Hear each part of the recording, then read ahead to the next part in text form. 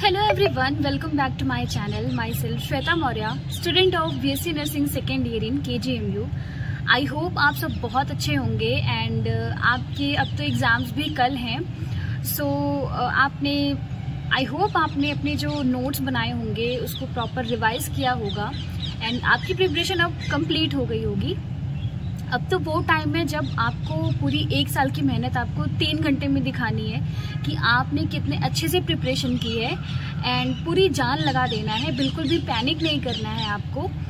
सो इस वीडियो में मैं आपको बताने वाली हूँ कि क्या क्या आपको ध्यान देना है एग्ज़ाम सेंटर पे जाने में, या फिर क्या चीज़ें लेके जानी है, क्या नहीं लेके जानी है. सबसे पहले हम ड्रेस कोड के बारे में बात कर लेते हैं कि क्या पहन के जाना है आपको.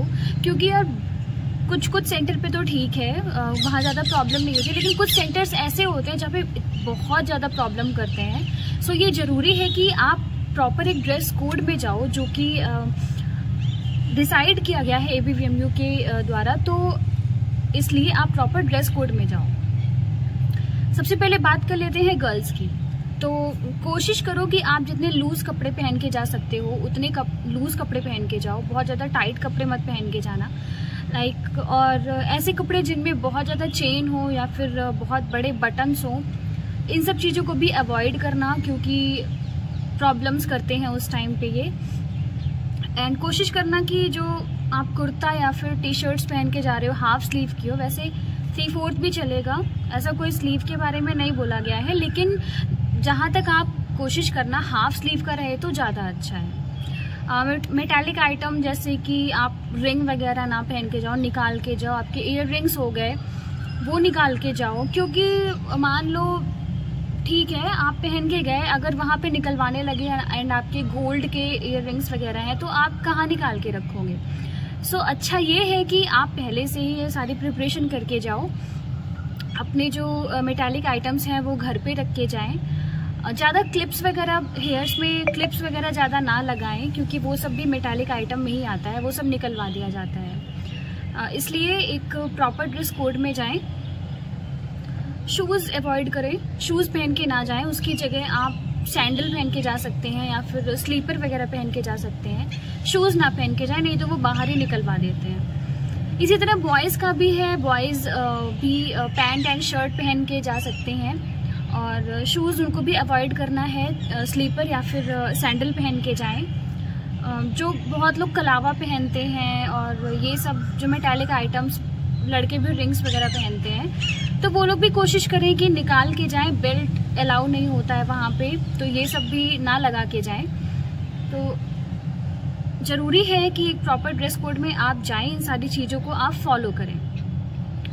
इसके अलावा हम कुछ और चीज़ें देख लेते हैं कि क्या क्या इंस्ट्रक्शन दिए गए हैं. आपका जो इन्फॉर्मेशन ब्राउचर है उसमें क्या क्या इंस्ट्रक्शन है, क्या लेके जाना है, क्या लेके नहीं जाना है. इसमें सबसे पहले हम बात कर लेते हैं एडमिट कार्ड के बारे में. तो जो आप पॉइंट 4.3 देख रहे हैं, इसमें लिखा हुआ है the candidate should take a coloured print out of the admit card. यानी कि आपको अपने एडमिट कार्ड की कलर्ड प्रिंट आउट लेके जाना है. ब्लैक एंड वाइट नहीं लगेगा, कलर्ड प्रिंट आउट लेके जाइएगा. एंड कोशिश करिएगा कि आप 2 प्रिंट आउट अपने पास रखिए, क्योंकि अगर एक खो गया या फिर कुछ हो गया तो उस केस में आपके पास दूसरा भी रहना चाहिए. सो कलर्ड प्रिंट आउट आप लेके जाइएगा. देन 4.7 जो लिखा हुआ है पॉइंट, उसमें लिखा है candidates is advise to preserve his or her admit card in good condition for future reference. यानी कि आपको जो अपना एडमिट कार्ड है, ऐसा नहीं करना है कि एग्ज़ाम के बाद आपने उसको फेंक दिया या फिर आपसे गुम हो गया. उसको आपको बचा के रखना है, क्योंकि फ्यूचर में आपको वो काम आएगा. काउंसलिंग के टाइम पे, एडमिशन के टाइम पे ये सारी चीज़ें काम पे आएंगी, इसलिए आप उसको बचा के रखिएगा. देन नेक्स्ट है 4.10 point, digital format of the admit card will not be accepted eight the centre. यानी कि जो डिजिटल फॉर्मेट, यानी कि आप जैसे फ़ोन में ले गए आप एडमिट कार्ड और उसको दिखा दिए कि फ़ोन में एडमिट कार्ड है, तो वो एक्सेप्टेबल नहीं है. आपको प्रिंट आउट निकलवा के ही ले जाना है. इसमें लास्ट पॉइंट लिखा है, other instructions for entrance test will be printed on the admit card and should be strictly adhered to. यानी कि जो दूसरा पेज है जिसमें इंस्ट्रक्शन सारे लिखे हुए हैं कि आपको क्या लेके जाना है क्या नहीं लेके जाना है, वो पेज भी एडमिट कार्ड के साथ रहना चाहिए। दोनों पेज आपको रहेंगे तभी आपको अंदर एंट्री मिलेगी। अब हम बात कर लेते हैं उन चीज़ों की जो आपको लेके नहीं जाना है, जो बैंड है। तो इसमें सबसे पहला दिया गया है कि एनी आइटम जो कि प्रिंटेड हो, उस पर कुछ लिखा गया हो, पेपर का कोई टुकड़ा हो, ज्योमेट्री बॉक्स हो गया, पेंसिल बॉक्स हो गया, कोई प्लास्टिक का पाउच हो गया, कैलकुलेटर है, पेन है, scale, writing pad, pen drive हो गया, इरेजर, कैलकुलेटर, लॉग टेबल और इलेक्ट्रॉनिक पेन, ये सारी चीज़ें आपको लेके नहीं जाना है। तो देखो इसमें जो फर्स्ट पॉइंट है इसमें साफ साफ दिया हुआ है कि पेन भी आपको साथ में लेके नहीं जाना है। सो बहुत लोग का ये क्वेश्चन था पेन लेके जाना है या नहीं जाना है, तो पेन लेके नहीं जाना है। ब्लैक कलर का पेन आपको वहाँ एग्जामिनेशन सेंटर पर मिलेगा, उसी से आपको अपना पेपर सॉल्व करना है। ओके, सो ये सारी चीज़ें आपको लेके नहीं जानी है। सेकेंड पॉइंट है कम्युनिकेशन डिवाइसेस, यानी कि मोबाइल फ़ोन हो गया, ब्लूटूथ, ईयरफोन, माइक्रोफोन, ये सारी चीज़ें भी आपको लेके नहीं जानी है। अदर आइटम्स जैसे कि वॉलेट हो गया, चश्मे हो गए, हैंड बैग्स, मतलब चश्मों में जो आपके स्पेक्स होते हैं नॉर्मल जिनकी ज़रूरत होती है वो लेके जाने हैं, बट अदर गॉगल्स जिसको कहते हैं वो लेके नहीं जाना है। Hand bags, belt, cap, then कोई भी मेटालिक आइटम्स हो गए, ऑर्नामेंट्स जैसे कि रिंग बहुत लोग पहनते हैं, हाथ में कड़ा पहनते हैं, और भी जितने भी मेटालिक आइटम्स हैं जैसे क्लिप्स हो गई जो हेयर्स में लगाई जाती हैं, ये सारी चीज़ें अलाउड नहीं हैं। अगले पॉइंट में लिखा है एनी फूड आइटम ओपनड और पैक्ड, वाटर बोतल एटसेट्रा, ये सारी चीज़ें अलाउड नहीं है, यानी कि कोई भी खाने पीने की चीज़ अंदर अलाउड नहीं है। इसमें साफ साफ लिखा है कि वाटर बॉटल भी आपको लेके नहीं जानी है।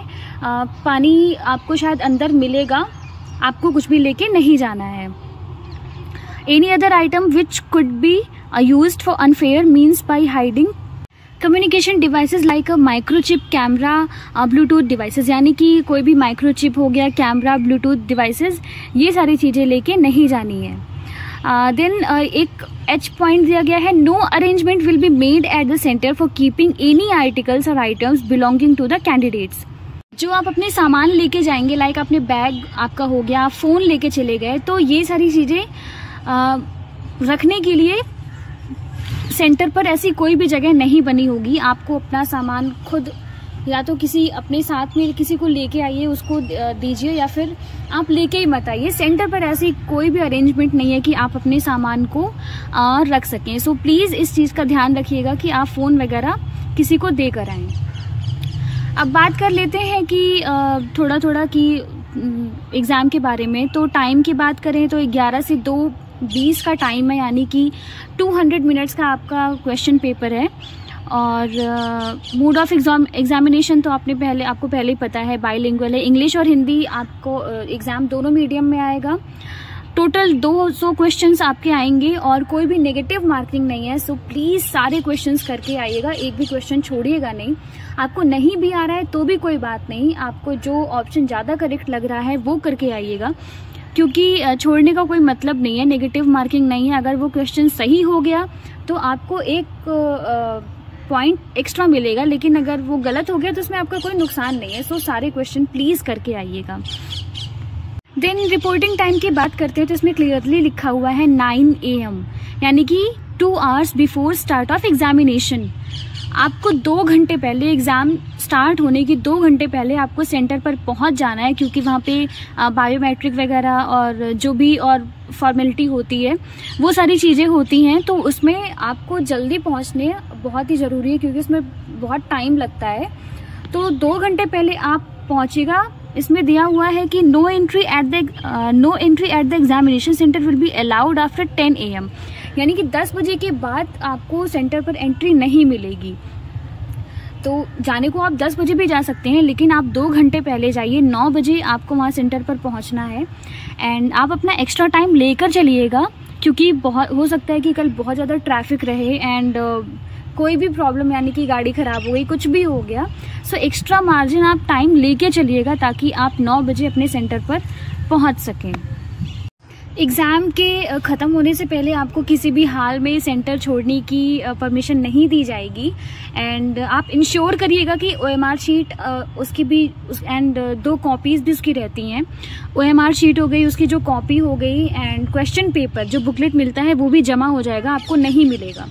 तो ये सारी चीज़ें आप जमा करके तभी आप अपने एग्ज़ाम से सेंटर से बाहर निकलिएगा। देन कुछ अगेन इंस्ट्रक्शन दिए गए हैं कि आपको क्या क्या चीज़ें नहीं करनी है। आपको कोई भी कम्युनिकेबल डिवाइसेस नहीं लेके जानी है, कोई भी ऑर्नामेंट नहीं पहन के जाना है, स्टेशनरी आइटम कोई भी पेन वगैरह लेके नहीं जाना है। देन आपको अपना नाम, रोल नंबर अपनी आंसर शीट के अलावा और कहीं भी नहीं लिखना है, कुछ भी OMR शीट पे आपको नहीं लिखना है। आंसर शीट का कोई भी पेज फटा हुआ नहीं होना चाहिए, या फिर जो आपको क्वेश्चन पेपर की बुकलेट मिलती है उसका भी कोई पेज आपको नहीं फाड़ के ले जाना है अपने साथ। और किसी भी जो वहाँ पे पर्सन होगा जिसकी ड्यूटी लगी होगी उनसे फालतू के आपको कम्युनिकेशन वगैरह नहीं करना है। इन सारी चीज़ों का आप ध्यान दीजिएगा।